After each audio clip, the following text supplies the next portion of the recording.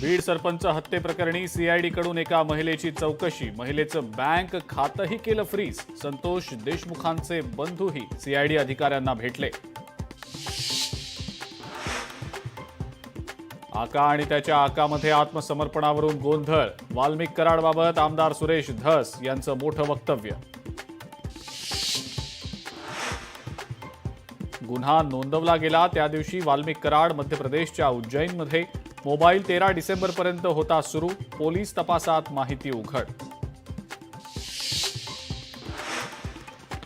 प्राजक्ता माळीचा तक्रार अर्ज मुंबई पोलीस आयुक्तांना पाठवला. राज्य महिला आयोगाच्या अध्यक्षा रुपाली चाकणकर यांची माहिती. संपूर्ण घटनेची वस्तुनिष्ठ माहिती आणि अहवाल देण्याच्याही पोलिसांना सूचना. मालेगाव रोहिंग्यांचं आश्रयस्थान. भाजप नेते किरीट सोमय्यांचं मोठं वक्तव्य. वोट जिहादचा पैसा देशभरात मालेगावातनं पुरवला जात असल्याचा गंभीर आरोप.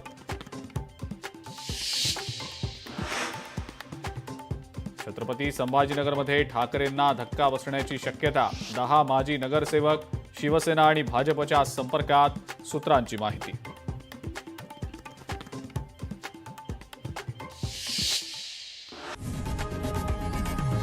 लोकशाही मराठी ऐका, पहा, जागरूक रहा.